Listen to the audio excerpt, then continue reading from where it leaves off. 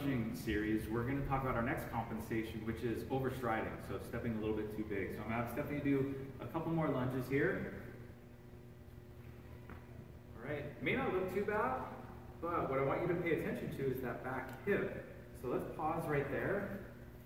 When we have the knee going behind the hip, we're putting excess stretch on that hip flexor. So when we do that, we're kind of relying on the stretch to help us get back up. Our muscles are like a rubber band. It's going to help bounce back up. And here, we're trying to build the strength of the lower body muscles, so we want to make sure that they're getting the work here. But more importantly, what it's doing, when you pull on the hip flexor, it's going to tilt the pelvis forward into an anteriorly pelvic tilt, which is going to pull on the lower back. So now we're going to have some excess stress going on the lumbar spine, which we don't want. So we can correct this by one, we can just take smaller steps, and that might help us out. So if we just hop up, let's do a lunge, just take a little bit smaller step. All right, and that might just clean it out where they're just taking too big of a step. Just be careful if we take too small of a step, we just back this foot up, keep going, right? We might now be putting too much pressure on this knee, so you have to find that sweet spot there.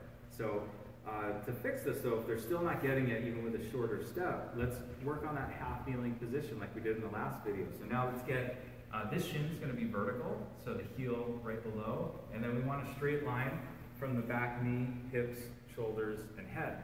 Now a lot of times when people start in this position, they go right into that pelvic tilt because they'll get that stretch on the hip flexor. So what we're going to try and do is posteriorly pelvic tilt and work on creating more of a neutral spine. So we're going to see the hips tuck under, we're going to squeeze that glute, now we're nice and solid here. So we just work on this position. Again, we did the rows in the last video, we can do presses. We really want to strengthen that stability. We're going to throw a core stability exercise. So we're just going to move over to the pad. We'll do our right knee down now. And we're just going to do a press out. So I want to get her in the same exact position we just were. Make sure we get that posterior pelvic tilt. We're going to start at the belly button, and then we're just going to press straight forward. And just make sure nothing changes here. She's not going to lose that stability, right? So we're just getting her comfortable in this position so she really owns it. So when we do lunges, she's going to be a lot more solid, a lot stronger with the movement. Perfect. All right. And then we can progress to a lunge. We're going to do an up down. So we're going to have her start both knees down. We're just going to slow this down to make sure we get the feet in the right place. So we start tall kneeling. Again, make sure the hips are in good position. We're going to take one step forward, and we can pause here just to make sure we're in a nice position, and then we just stand up. Perfect, and we're going to reverse it.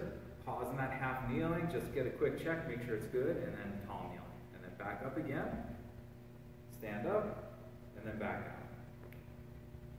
Perfect. All right, so if you notice you're getting that excess pull, a little bit arch in the back when you're doing your lunges, try going through some of those progressions to see if you can clean that up.